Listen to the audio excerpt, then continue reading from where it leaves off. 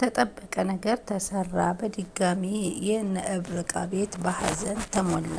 ያልጠበቅነው ነገር ተከሰተ። እንግዲህ እርብቃ ሁሉን ነገር ትታ ወደ ገጠር ወጥታ ነበር። ዛሬ በድጋሚ ሀዘን ቤቱን ወረሰው። ፈጽሞ ኢዮብና አቤል ለዚህ ይበቃሉ ብሎ ማንም የጠበቀ አልነበረም። ርብቃ ሀዘን ላይ ቁጭ አለች። ምን ነገር ሆኖ የሚለውን ይዘንላችሁ ቀርበናል።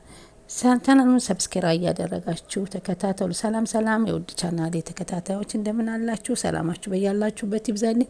ለቻናሌ አዲስ የሆናችሁ ያው እንደተለመደው ማለት ነው እርብቃ ቀጣይ ፓርቲ ይዤላችሁ መጥቻለሁኝ። እንግዲህ ቪዲዮውን በመሀል እያስገባን ተናሳያችኋለን ማለት ነው። እንግዲህ እርብቃ ወደ ገጠር ገብታ አጎቷ ጋር ከተገናኘች በኋላ ነገሮችን አጥንታ ወደ ቤት ተመልሳ መጥታለች። ስትመጣም እንግዲህ በአቤልና በኢዮብ መካከል የተደረገው ግጭት ነው። አቤል እንግዲህ ወደ ኢዮብ መሳሪያውን ይዞ ነበረ የሄደው። ማየትና መስማት ማመን ነው ያቃተው። ሲያወራ በስልክ የሚያወራውን እየሰማ የነበረው ኢዮብን አላምነውም ብላ ስትነግረው እርብቃ ወንድሜ እኮ ነው፣ ምን ማለትሽ ነው አንቺ? እንዴት ያለሽ እየተናገርሽ ያለሽው እኮ ወንድሜ ነው እያለ ሲናገራትም አዎ አሁንም ቢሆን ወንድምህ ነው አላምነውም ስትለው እንግዲህ አላምንም ብሎ በጥፊ መትቷት ወጥቶ ሲሄድ እንግዲህ እየሄደ ያለ አጋጣሚ ኢዮብ ስልክ እያወራ መጸዳጃ አካባቢ ነበረ ተደብቆ። ከዛም ጓደኛው ጋር ሲያወራው እንዴ ምን ማለትህ ነው? ልጁን እኮ ነው ያሳጣሁት፣ ንብረቱን እኮ ነው ያሳጣሁት እያለ እያወራ ሲሰማው ጨርሶ ማመን ነበር እያቃተው የነበረውና ቀጥታ ወደ መኝታ ክፍል ሄዶ እንግዲህ መሳሪያውን እሷ አልጋ ላይ ሆና ቁጭ ላይ ያለቀሰች ከአልጋው ስር መሳሪያውን አንስቶ ወጣ። ምክንያቱም ይሄን ነገር ሁሉ ካወቀ ወንድሜ ለኔ ጥሩ አይደለም ማለት ነው፣ ይህን ቀላል እኮ ስራ አይደለም የሰራሁት እያለ ነበር ሲናገር የነበረው። ከዛ እንዴ የት ልትሄድ ነው ብላ እርብቃ ካልጋው ተስፈንጥራ ተነሳች ነበረ። ከዛም ተከትለው ስትሄድ እንግዲህ እሱ ከኋላ ሽጉጡን ደቅኖ አቤል ወደ ኢዮብ ላይ እንግዲህ ዘወር ሲል እንዳትሳሳት ወንድሜ እያለ ነበረ ሲያስተባብል የነበረው።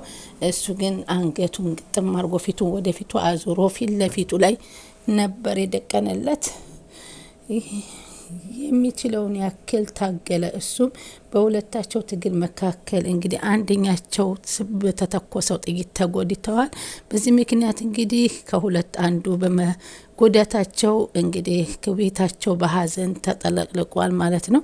ይህ እንግዲህ በጣም የሚያስተምር ነገር ነው። ማመን የሚያቅተን በአካባቢያችን በዙሪያችን አብሮ የሚኖረን ሰው ማመን የምናቅትበት ሰዓት እንደደረሰ ያየንበት የተማርንበት ነገር ነው።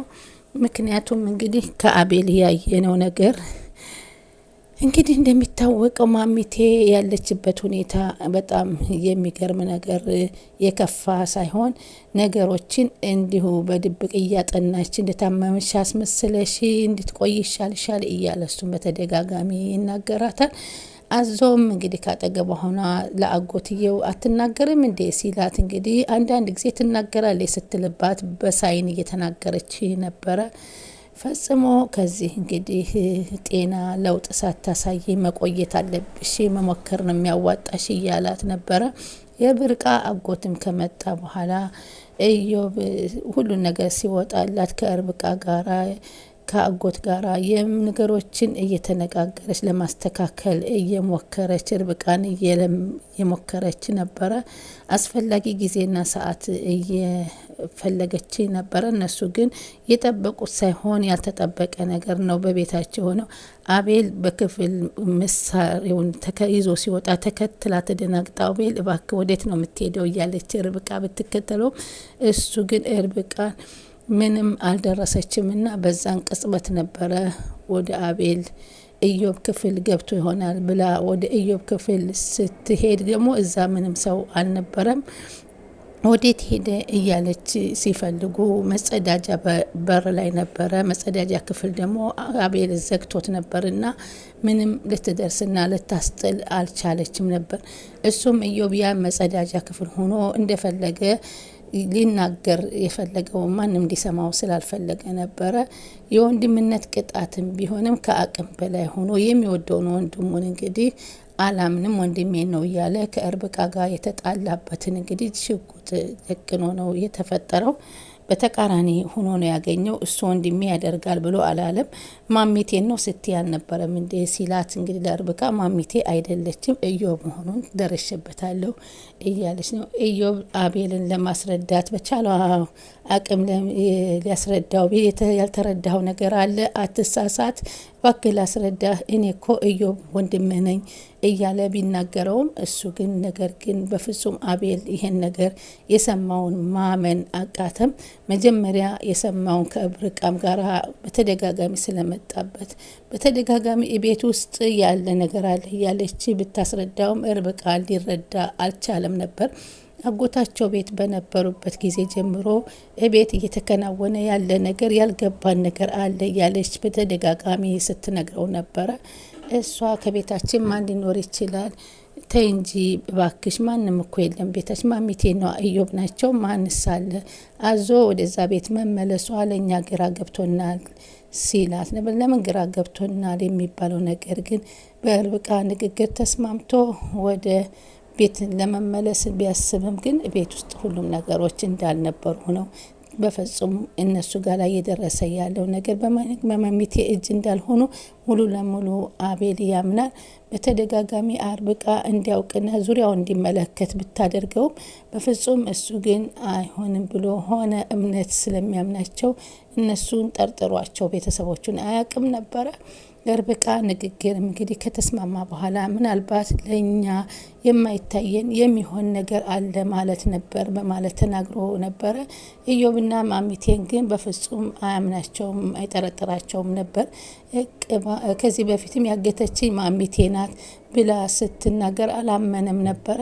ምክንያቱም ማሚቴን በጣም ስለሚያምናትና ስለሚወዳት በፍጹም አላመንም። ከወድቃ ከተኛችና እንደዚህ ከሆነች ባሉ የእርብቃን ሆድ ጥርሷን ንክሳ ባለ አቅቅሟ ጽንሱ ላይ ጉዳት ስታደርስ ስትሞክር ራሱ ስትታገል ታይታ ነበረ። ያንን ሁሉም እንደገና አሁን ግን አቤል ነው ጽንሱን ያስወረደብኝ ያለች ብትነግረውም እሱ ግን አላመንም ነበር። ኢዮብ ግን ለማስመሰል ሲሞክር ባክሽ ተማለች፣ ባክሽ አንቺ ጽንስሽን መጠበቅ ያቅትሻል እያለ ይህንን የዋህነትሽን አታብዡ እያለ ሲናገራት ነበረ እና እሱ እንደዛ ነበር ያማለ። ይህ በሁለታቸው መካከል ያለው ግጭት አስደንግጦታል። ወደ ቤትም ሄደችው የኔ ወደ ጤና መመለስና ወደ ቤቴ ጤና መመለሴን ኢዮብ ሳያውቅብኝ ከእርብቃና ከእርብቃ አጎት ጋር የምናስተካክለው ነገር አለ። ነገር ግን እኛ ስናስተካክል ፈጽሞ አቤል መስማት የለባትም፣ ማወቅ የለባትም፣ መስማት ለባቸውም እያለች ወቅት እየጠበቀች ነበረ። ይህን ፕሮሰስ ሁሉ ጨርሳ ያስፈላጊውን ነገር ሁሉ የእሷን ፊርማ ስለሚያስፈልገው ካሁን በፊት በራኪብ በኩል ያስቀየረችው እሷ እንደሆነች ይታወቃል። አሁን ይህ ነገር ደግሞ የሆነው ኢዮብ እያደረገ ያለውን ነገር ስላወቀች ኢዮብ በራሱ ስም ማድረግ እንደሚችል ስላስረዳት እሷም ኢዮብ ወደ ራሱ ስም ሊያስገም በሱ ስም ሳይዞር ነበር ቀድሞ ጸባው የተቀያየረባት። ቤተሰቡን በመጨቆንና ያልጠበቁትን ነገር በመፈጸም አይተውት የማያውቁት ነገር በማሳየት ነበር እየሞከረ የነበረው። በዚህም ወይዘሮ ማሚቴን እንግዲህ ከቤት ማባረር ቀና ነገር ነው ሲል ነበረ ያሰበው።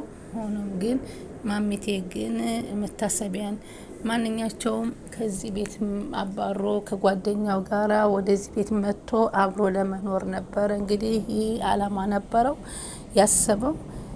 ኢዮብ ግን ይህንን ሲናገር እሷ ቀድማ አውቃበት ነበር። ማሚቴ በተለይ ማሚቴ አመመኝ ብላ ከቤት ውስጥ ከተኛች ጊዜ ጀምሮ አቤልም ሆነ ኢዮብ ሲወጡ የምታከናውናቸው ነገሮች ብዙ ነበሩ። የቤት ድረስ እየመጣቻቸው የሚመጡ ባለስልጣናቶች በዚህ ጉዳይ ላይ የምትነጋገራቸው እውቀት ያላቸው ሰዎችን እንደምታመጣና እንደምታማክር እንዴት ነገሮችን ማስተካከል እንዳለባት አሁን እያለች በኢዮብ ላይ ሁሉ ነገር እጅ ቢሆንም በቅርብ ጊዜ ጀምሮ እያሳየ ያለው ባህሪ ስለ ጸባይ ለውጥ ፈጽሞ ይሄ ቤትና ንብረት በሱ ስም እንዲሆን የማናቀው ሰው መሆኑን ይሄ ነገር ምንድን ነው?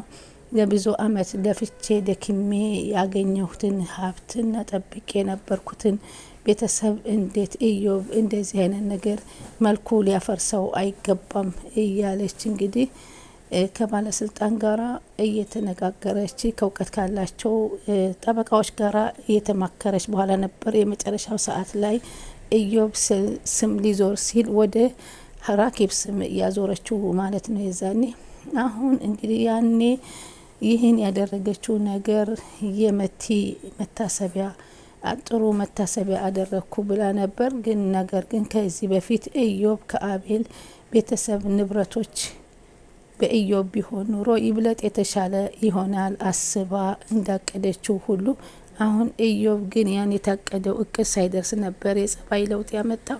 መቲ ግን ነገሮች ተመቻችተውላት መቲ ወደ ቤቷ ስትመጣ ደስተኛና ለቤቱ አስፈላጊ የሆነ ሰው ትሆናለች ተብሎ ሲጠበቅ እንግዲህ የሆነው ነገር በተቃራኒ ሆኖ ነው ያገኙት። መቲ ወደ ቤቷ መመለሷ ለሷ ወዳጅነቷ ለማሚቴ አደጋ እንደሆነችና በተደጋጋሚ ማሚቴን ለመጉደል እንደሞከረች በአጋጣሚ አንድ ቀን በአዞ በኩል ስለደረሰችባቸው አንድ ጊዜ ደግሞ እሱም ስለደረሰባቸው በዚህን ወቅት እንግዲህ እነሱ ያጠፉኛል በማለት እንግዲህ እውነት ሙሉ ወረቀት ለማስረከብ አስባ ነበረ።